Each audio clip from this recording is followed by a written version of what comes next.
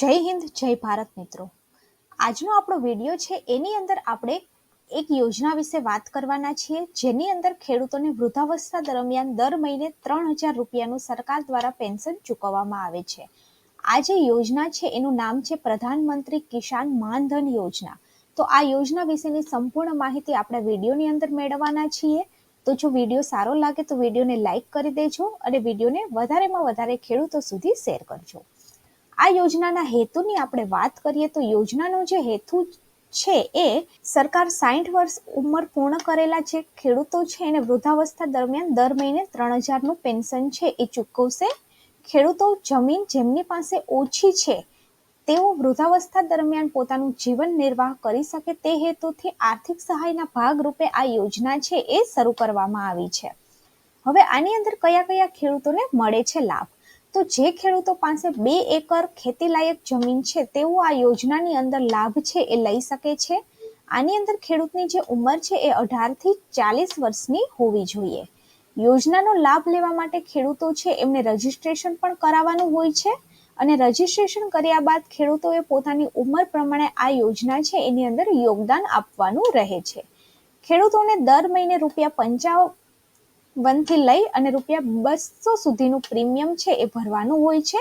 અને જો લાભાર્થી ખેડૂતનું મૃત્યુ થાય તો તેની પત્ની અથવા તો તેના પતિને પણ આ યોજનાની અંદર પેન્શનનો જે લાભ છે એ મળી શકે છે. આની અંદર આપણે રજીસ્ટ્રેશન કરવાની વાત કરીએ તો રજીસ્ટ્રેશન કરવા માટે પ્રધાનમંત્રી કિસાન માનધન યોજના માટે સૌથી પહેલા તમારા નજીકના જે CSC સેન્ટર એટલે કે કોમન સર્વિસ સેન્ટર છે ત્યાં તમારે જવાનું રહેશે, જ્યાં તમારે તમારી વાર્ષિક આવક, જમીનને સંબંધિત તમામ દસ્તાવેજો જમા કરાવવાના રહેશે. આ ઉપરાંત તમે જે બેંક એકાઉન્ટમાંથી તમારા પૈસા જમા કરાવવાનો છો તેની ડિટેલ્સ પણ તમારે તેને આપવાની રહેશે. યોજનાનું એપ્લિકેશન ફોર્મ છે એ આધાર કાર્ડ સાથે લિંક પણ કરાવવું પડશે અને આ પ્રોસેસ થયા બાદ તમારા પેન્શન નંબર અને તમારું જે પેન્શન કાર્ડ છે એ તમને આપી દેવામાં આવશે. તો તમે જો ઓફલાઈન રજીસ્ટ્રેશન કરવા માંગતા હોય તો તમે CSC ની મદદથી તમારું જે ઓનલાઈન રજીસ્ટ્રેશન છે એ કરી શકો છો. અને ઓનલાઈન રજીસ્ટ્રેશન કરવા માટે સૌથી પહેલા તમારે માનધન.in જે વેબસાઇટ છે એના ઉપર જવાનું છે. વેબસાઇટ પર તમે યોજનાનું ફોર્મ ભરી અને માંગવામાં આવતા તમામ ડોક્યુમેન્ટ્સ છે એ જ દાખલ કરવાના રહેશે અને ત્યારબાદ તમારે ફોર્મને સબમિટ કરવાનું રહેશે. તમે જેવું ફોર્મ સબમિટ કરશો એવું તમારા પેન્શન નંબર અને તમારું પેન્શન કાર્ડ છે એ તમને મળી જશે. હવે આ જે વેબસાઇટ છે એ આવી છે જેમાં તમે જોઈ શકો છો કે પ્રધાનમંત્રી માનધન યોજના.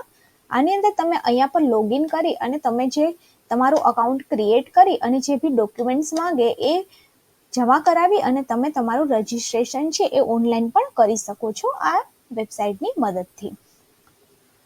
હવે આની અંદર ટોટલ આપણે જોઈએ તો આજ સુધીની અંદર 50,83,658 જે લોકો છે એમને આ યોજનાની અંદર રજીસ્ટ્રેશન કરાવેલું છે અને આની અંદર 60 વર્ષ પછી 3,000 રૂપિયાનું પેન્શન આપવામાં આવે છે. અનઓર્ગેનાઇઝ સેક્ટરના જે વર્કર્સ છે એ પણ આની અંદર ભાગ લઈ શકે છે. જે એજ છે એ 18 થી 40 વર્ષની હોવી જોઈએ. તો આ અમુક આ યોજનાના ક્રાઇટેરિયા છે.